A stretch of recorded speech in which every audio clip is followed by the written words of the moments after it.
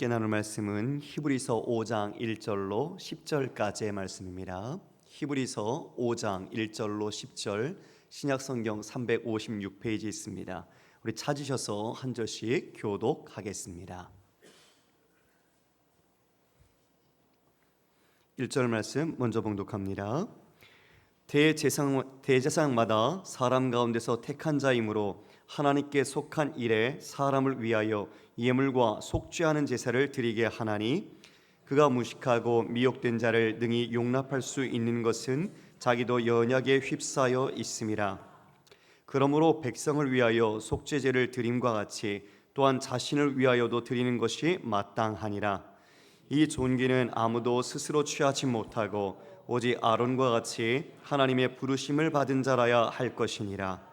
또한 이와 같이 그리스도께서 대제사장 되심도 스스로 영광을 취하심이 아니요 오직 말씀하신 이가 그에게 이르시되 너는 내 아들이니 내가 오늘 너를 낳았다 하셨고, 또한 이와 같이 다른 데서 말씀하시되 내가 영원히 멜기세덱의 반차를 따르는 제사장이라 하셨으니, 그는 육체에 계실 때에 자기를 죽음에서 능히 구원하실 이에게 심한 통곡과 눈물로 간구와 소원을 올렸고 그의 경건하심으로 말미암아 들으심을 얻었느니라. 그가 아들이시면서도 받으신 고난으로 순종함을 배워서 온전하게 되셨은즉 자기에게 순종하는 모든 자에게 영원한 구원의 근원이 되시고 함께 있습니다. 하나님께 멜기세덱의 반차를 따른 대제사장이라 칭하심을 받으셨느니라. 아멘. 영원한 구원의 근원, 영원한 구원의 근원이라는 제목으로 여러분과 말씀을 나누겠습니다. 성도 여러분, 이 히브리서의 독자들, 그들은 구약에 대한 배경을 갖고 있었죠. 특히 이 히브리서 저자도 구약에 능통한 사람입니다. 그래서 구약을 인용하여 지금 이 히브리서의 원독자들이 겪고 있는 신앙의 혼란, 또 배교와 그 배도의 그 위 가운데 있는 사람들에게 복음과 믿음에 대한 핵심을 가르쳐주고 있는 거죠. 그것을 구약적 근거를 가지고 옴으로써 이 구약에서부터 우리가 믿는 예수 그리스도가 얼마나 중요한지, 그분이야말로 이 유대교라는 다시 옛삶으로 돌아가려고 하는 그 배도의 위기 속에서 다시 놓치지 말아야 할 분이 우리 주 예수 그리스도이심을 말씀해 주고 있는 겁니다. 그러니까 히브리서 기자는 정말 깊은 성경에 대한 이해를 가지고 지금 이 유대인들, 특히 이 히브리서 독자로 여겨지는 로마에 있는 사람들, 디아스포라들에게 이 어려움을 잘 예수님을 붙잡고 이겨내라고 권면하고 있는 거죠. 그 권면은 지금 우리에게 육체적이고 물리적인 그런 환난과 핍박은 주어지지 않을지라도 더 치밀하고 더 계획적인 이 영적인 어두운 세력들의 괴계에 맞서서 우리 또한 믿음의 본질과 핵심을 굳게 붙잡아야 함은 동일할 것입니다. 예수님이 그 길, 자신이 스스로 대제사장이 되시고 또한 그와 같이 그 길에서 순종하심으로, 여기서 스스로 대제사장이 되셨다는 것은 자신이 원하심이 아니라 자신이 그 모든 것을 아버지께로부터 받아서 그 길을 온전히 걸어가심을 이야기하는 것입니다. 자발적인 순종, 아버지의 뜻에 끝까지 완전한 순종으로 그 모든 것을 완성하심으로 우리의 구원의 길을 열어주신 그 은혜가 지금 이들에게도 절실히 필요한 것이었죠. 지금 우리를 동정하실 분, 그래서 우리가 담대히 그 보좌 앞에 나갈 수 있도록 은혜와 길을 열어주신 분을 우리는 믿고 있습니다. 지금 히브리서 기자는 바로 그분 예수 그리스도가 어떤 분인지를 다시 그 조건, 대제사장의 조건이 무엇인지를 설명함으로써 예수 그리스도의 탁월함, 그 복음의 우월성, 이것을 증거해 주고 있습니다. 오늘 우리가 말씀을 통해서 더 깊이 살펴보고자 합니다. 여러분 1절 말씀 함께 읽어볼까요? 시작. 대제사장마다 사람 가운데서 택한 자이므로 하나님께 속한 일에 사람을 위하여 예물과 속죄하는 제사를 드리게 하나니. 대제사장 아론의 반차 서열을 따라서 하나님 앞에서 선택된 사람이죠. 바로 그 대제사장마다 사람 가운데서 택한 자다. 그렇습니다.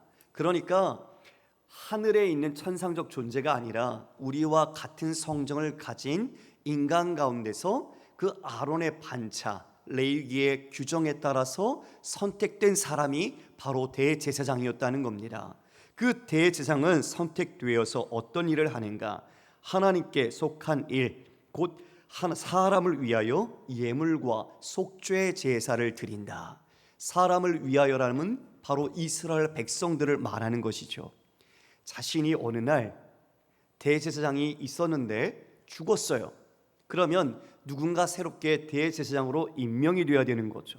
그 규정이 아론의 반차를 따르는 겁니다. 거기에 따라서 어느 날 자기가 이와 같이 선택이 되어서 대제사장을 감당하는 거예요. 그 대제사장이 되었는데 여러분, 그게 본인이 원해서 된 겁니까? 아니면 본인이 뛰어나서 된 겁니까? 결코 둘 다 아닙니다. 하나님 앞에서 그 말씀을 따라 선택이 된 거예요. 그러니까 어느 순간에 자신이 대제사장 직분을 감당해야 되는 거죠.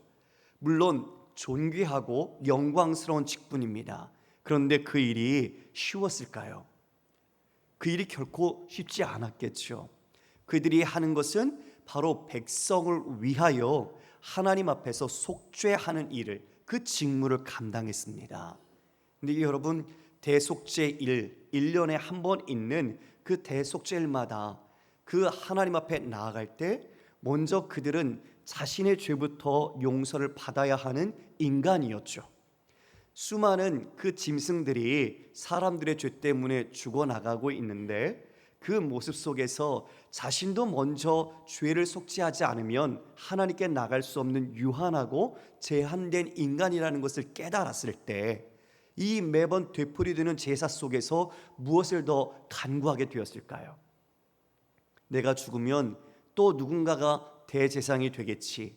그런데 이것은 영원히 답이 나오지 않는 진짜 완전한 희생제사, 그리고 완전한 대제사장 같은 중보자가 있어야 한다는 것을 이 대제사장이 가장 뼈저리게 느끼지 않았겠습니까? 대제사장이 백성들의 죄를 이와 같이 속죄할 때마다 백성들에게 어떤 마음을 가졌을까요?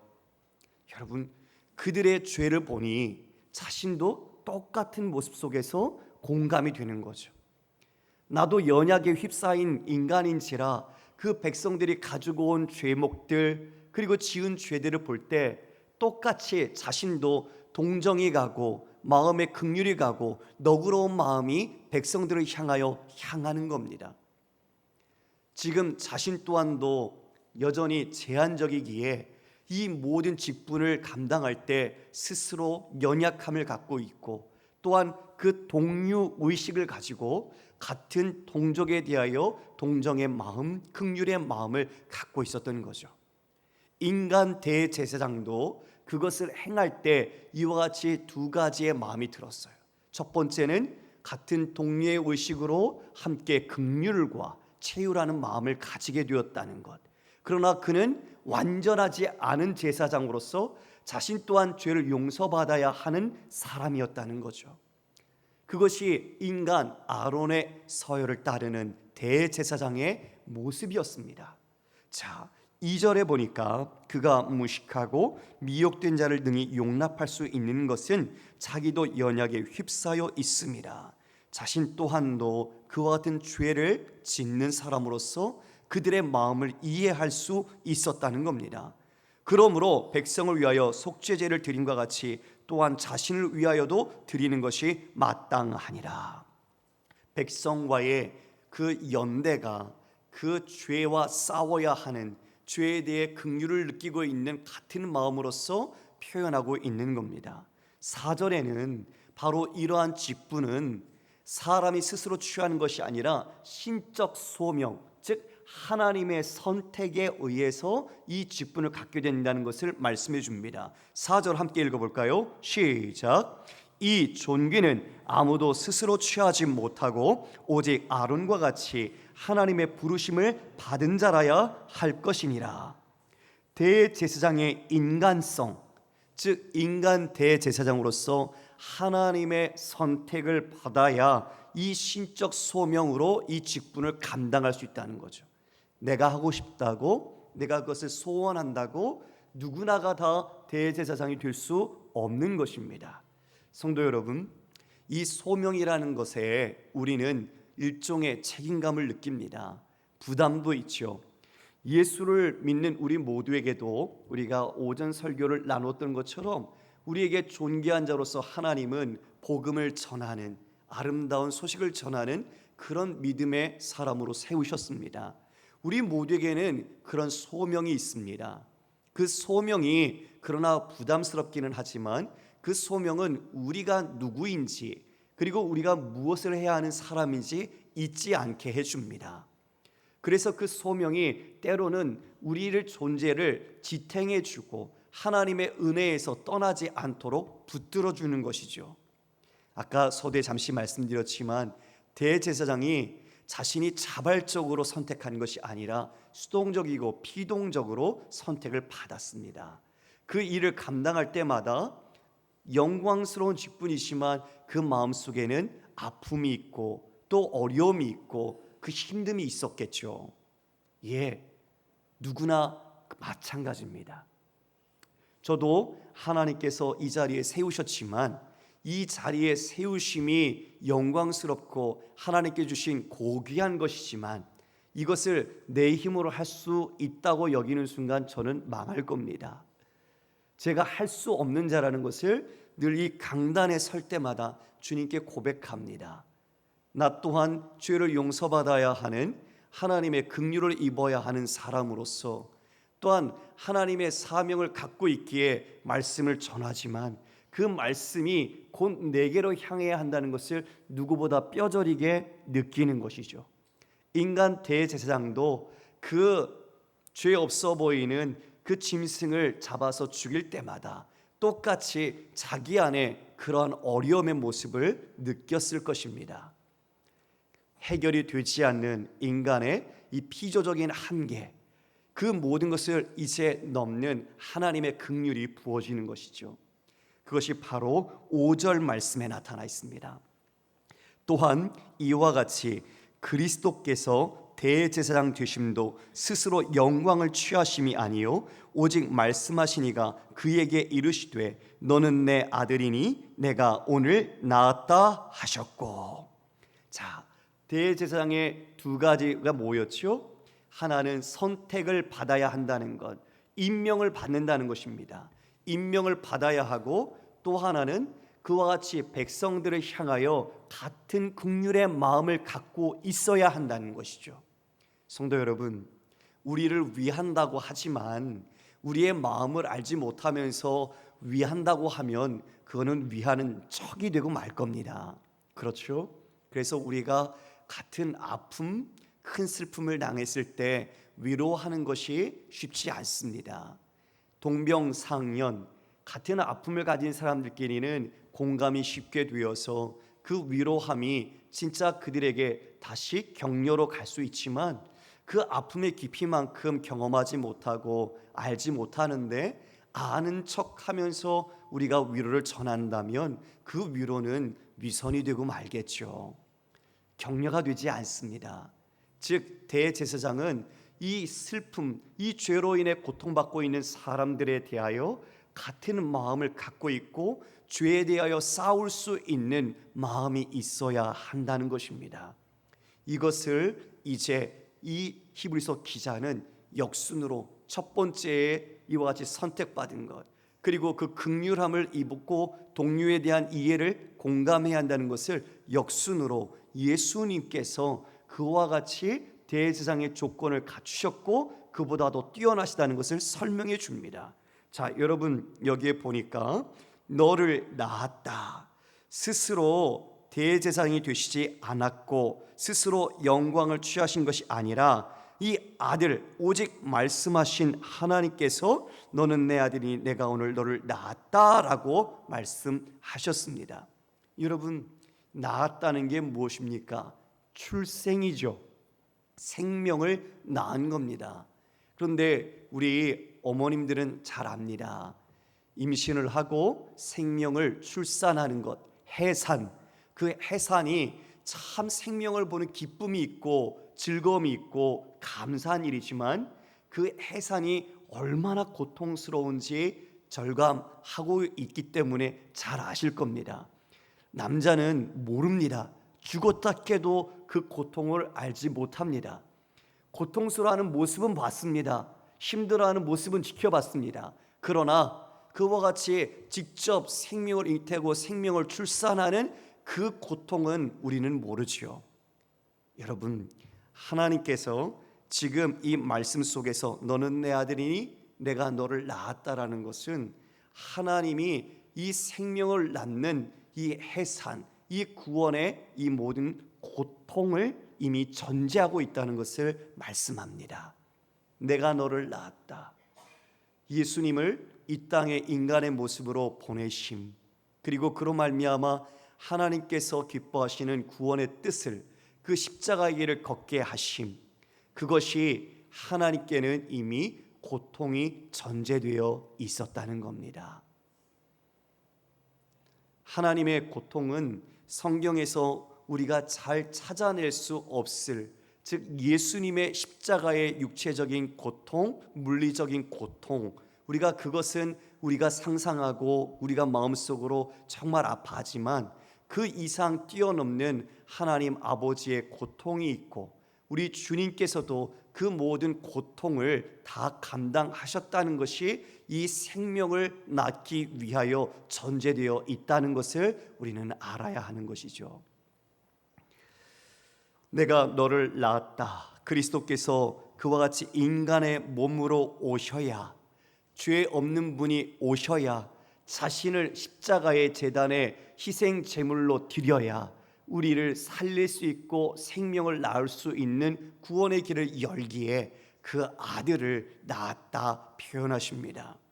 그리고 6절에 이와 같이 다른 데서 말씀하시되 내가 영원히 멜기세덱의 반차를 따르는 제사장이라 하셨으니, 이 말씀은 시편 110편 4절의 말씀입니다. 우리 110편 1절의 말씀을 먼저 좀 볼까요? 같이 읽겠습니다. 시작. 여호와께서 내 주에게 말씀하시기를 내가 내 원수들로, 시편 110편 1절인데 지금 좀 잘못됐네요. 제가 읽겠습니다. 여호와께서 내 주에게 말씀하시기를 내가 내 원수들로 내 발판이 되게 하기까지 너는 내 오른편에 앉아 있으라 하셨도다. 다윗의 시편인데요, 하나님 여호와께서 다윗에게 말씀하시는데 지금 내 주에게 말씀하시기를, 그러니까 하나님이 계시는데 다윗에게 내 주에게 또 말씀하시는 거예요. 그럼 이 주는 누구일까요? 이 주는 바로 메시아 예수 그리스도를 말씀합니다. 그에게 말씀하시기를 내가 내 원수들로 이 내 발판, 즉 발로 밟고 있는 발판이 되게 하기까지 너는 내 오른쪽에 앉아 있으라 라고 말씀하셨습니다. 오른쪽은 성경에서 위로운 쪽을 이야기를 합니다. 그리고 앉아 있다는 것은 제위, 즉 왕으로서 통치하시는 것, 이 지상의 모든 사역을 완성하셔서 끝내시고 이제 그와 같이 통치하시는 제위로서 완성의 이야기를 드러내는 것이죠. 그런데 1절에 그렇게 이야기를 하셨는데 우리가 읽었던 4절에 있는 말씀이 오늘 6절에 인용된 것인데요, 내가 영원히 멜기세덱의 반차를 따르는 제사장이라고 말씀하셨어요. 그러니까 이 제위로서 통치하는 그 모든 것이 이루어지기 전에 이 예수 그리스도께서 멜기세덱의 반차를 따라서 제사장의 직분을 감당해야 된다는 것이 이야기되고 있는 거죠. 원래는 아론의 반차만이 대제사장이 될 수 있는데 예수님은 유다 지파시잖아요. 그런데 대제사장이 될 수 없지만 멜기세덱이라는 영원한 하나님의 제사장, 족보도 없는 그 멜기세덱을 따라서 이와 같이 예수 그리스도께서 대제사장이 되신다는 것을 말씀해 준 겁니다. 여러분, 멜기세덱은 성경에 단 3번 나옵니다. 창세기 14장에 중동 전쟁에서 이기고 왔을 때에 멜기세덱이 나오죠. 그는 의의 왕, 살렘 왕, 평강의 왕이고 하나님의 영원한 제사장이라고 말하고 있습니다. 그리고 우리가 읽었던 시편 110편 4절에 나옵니다. 그와 같이 다윗에게 말씀하셨을 때 내 주는 멜기세덱을 따라 그와 같은 영원한 제사장이 될 것이라고 말씀해 준 거예요. 다윗을 통해서 오실 메시아가 바로 멜기세덱의 반차를 따르는 대제사장이라고 말씀해 주신 거죠. 그리고 그것을 히브리서 기자가 히브리서에서 인용하여 지금 이 유대인들, 돌아갈 그 어려움에 처해 있는 자들에게 증거해 주고 있는 겁니다. 유대인들은 의아하죠. 아론의 반차도 아닌데 어찌 대제사장이라 할 수 있는가? 그러나 멜기세덱이라는 그 하나님의 영원한 대제사장의 반차를 따라서 예수 그리스도가 이와 같이 우리의 대제사장이 되셨다는 것을 증명하는 것이죠. 이와 같이 이 7절에 그분이 어떻게 이 대제사장으로서 우리 백성들과 연대하시고 그 백성들을 어떻게 공감하시는지 그 내용이 나타납니다. 우리 7절 함께 읽어볼까요? 시작. 그는 육체에 계실 때에 자기를 죽음에서 능히 구원하실 이에게 심한 통곡과 눈물로 간구와 소원을 올렸고 그의 경건하심으로 말미암아 들으심을 얻었느니라. 여러분, 인간 제사장은 짐승을 잡았어요. 그런데 우리 예수님은 오셔서 어떤 제사를 드리셨는가? 자신을 드리는 순종의 제사를 드리셨어요. 그것을 육체에 계실 때 성육신하여 이와 같이 우리와 함께 하실 때 자기를 죽음에서 능히 구원하실 하나님께 심한 통곡과 눈물로 간구와 소원을 올렸다고 합니다. 여러분, 이 구절을 읽을 때 여러분 떠오르는 연상되는 장면이 있으시죠? 이에 겟세마네 동산에서 기도하신 예수님의 모습입니다. 십자가 지시기 전날 밤, 아버지요, 이 잔이 아버지의 뜻이라면 내게서 지나가기를 원하나이다. 그러나 이 모든 것이 아버지의 뜻대로 되기를 원한다는 그 간절한 순종의 제사, 그 눈물로 통곡으로 하나님 앞에 간구했던 예수 그리스도, 그분은 끝까지 하나님을 경외하셨습니다. 성도 여러분, 신앙의 중요한 자세가 하나님을 경외하는 것입니다. 할렐루야. 예, 여러분이 어떤 상황에 있든 여호와 경외, 하나님이 어떤 분인지에 대한 이 마음을 결코 잊지 않기를 원합니다.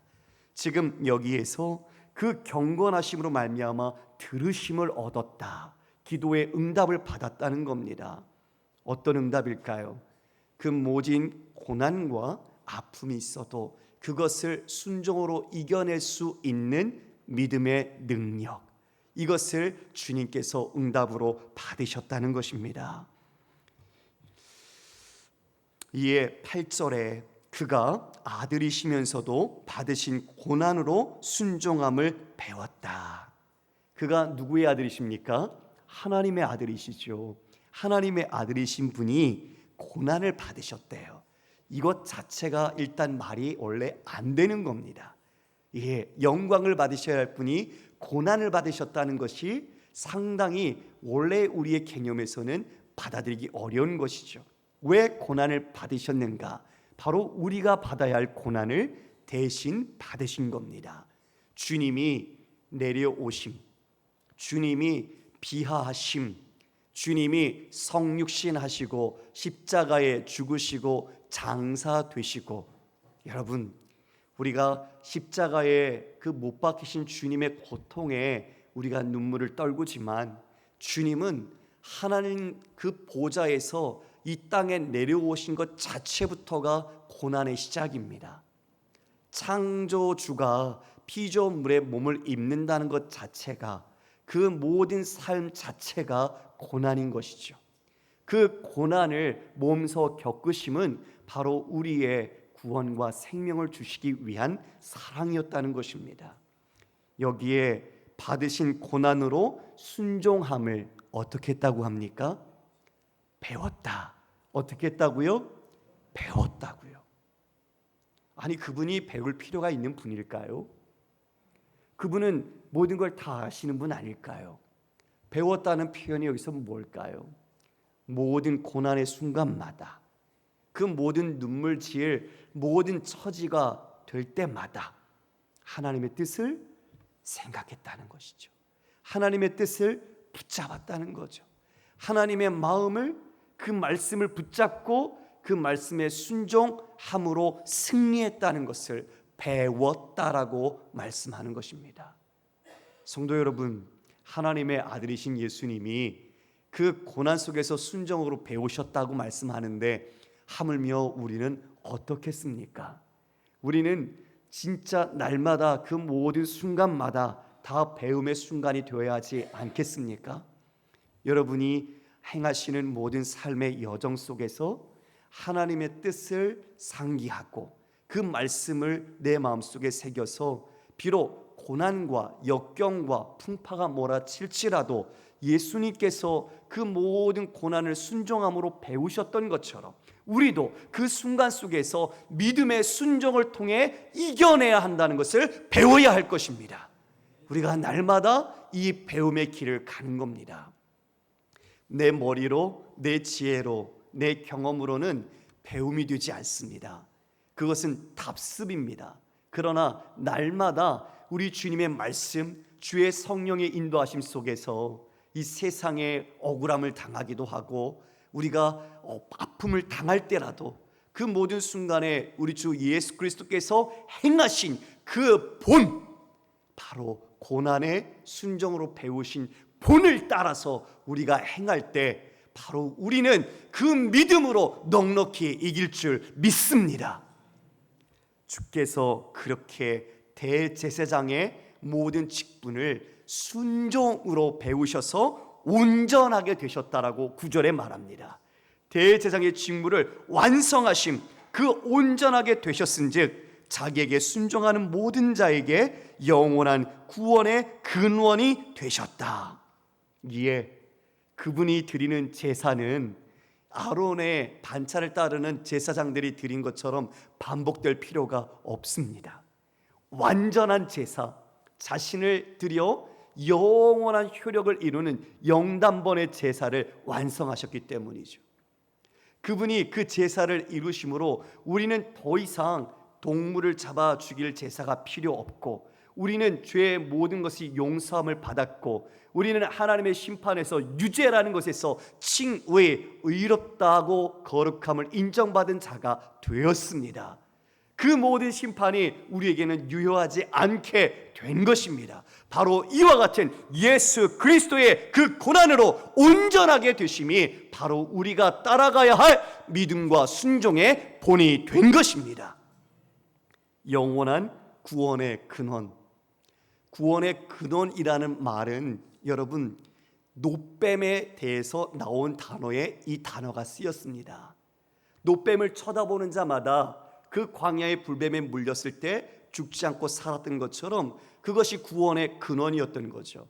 근데 그 앞에 영원한이라는 수식어가 붙어 있습니다. 예수님께서 이루신 이 대제사장의 모든 제사는 영원한 효력과 불변하지 않는 하나님의 효력을 우리에게 준다는 것입니다. 그러므로 그 은혜 속에서 이제 그분을 믿는 자, 그분을 의지하는 자, 그분을 따르는 자에게는 영원한 구원의 근원으로서의 하나님의 자녀가 되는 것입니다. 10절 말씀 우리가 함께 읽어볼까요? 시작. 하나님께 멜기세덱의 반차를 따른 제사장이라 칭하심을 받으셨느니라. 이에 칭함, 인정받았다는 거죠. 택함. 이에 지금도 그 주님께서는 영원한 대제사장으로서 우리를 위하여 중보자로 사역을 감당하고 있습니다. 사랑하는 성도 여러분, 말씀을 정리합니다. 우리도 인생이 짧으면 50, 60 그리고 길면 100세까지 우리가 살아가겠죠. 그러나 그 인생의 날을 우리는 셀 수 없습니다. 우리는 오늘 한 날이 우리에게 주어진 유일한 날이고, 그 날이 은혜로 주어진 선물과 같은 날입니다. 오늘이라 부르는 그 날에 우리가 예수 그리스도를 우리 구주로 영접할 수 있는 것은 인생에서 놓치지 말아야 할 가장 중요한 선물을 받는 것이겠죠. 우리는 모두 그 선물을 받은 성도인 줄 믿습니다. 그렇다면 우리는 이 모든 믿음의 길을 어떻게 가야 할까요? 성도 여러분, 주께서 보이신 본은 그 모든 고난, 바로 우리를 위한 구원의 길을 열기 위하여 몸소 순종하심으로써 배우신 그 본이 우리 길에 놓여 있습니다.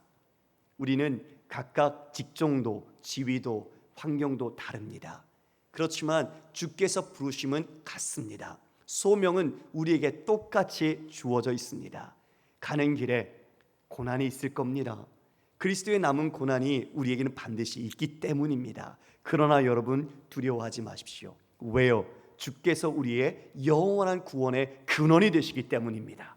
그분이 지금도 하나님 보좌 우편에 앉으셔서 여러분을 향하여 중보자로서 역사하고 계시고, 또한 보혜사 성령을 통해서 우리에게 순종할 수 있는, 그리고 그 악과 불의와 이 세상의 세상 방식과 싸워 이길 수 있는 하나님의 사랑을 부어주시며 능력을 주시기 때문입니다. 그러므로 주께서 보이신 그 순종의 본을 여러분의 삶의 양식으로 삼으십시오. 억울해도, 그리고 힘든 일이 있어도 주께서 먼저 그 믿음의 개척자로서 믿음의 주여 온전케 하신 예수 그리스도를 바라보면서 우리가 그 길을 걸어갈 때 우리의 영원한 구원의 근원이신 예수 그리스도께서 기뻐하실 것입니다. 우리 모두가 이와 같은 믿음의 마음으로 사랑하는 우리의 이웃들을 공감하기를 원합니다. 주께서 그 모든 어려움을 친히 당하심은 우리를 공감하고 채울하고 우리의 마음을 아시기 때문이죠. 우리 또한 우리의 눈이 믿음의 눈으로서, 사랑의 눈으로서 우리의 형제자매와 이웃들을 바라보시고 그들을 위해 내 자신을 선물로 내어주며 내 안에 있는 예수 그리스도의 빛을 비추어서 그 어둠이 물러가고 구원의 큰 빛을 함께 누리며 기뻐하는 사랑하는 성도들 되시기를 주님의 이름으로 축원합니다.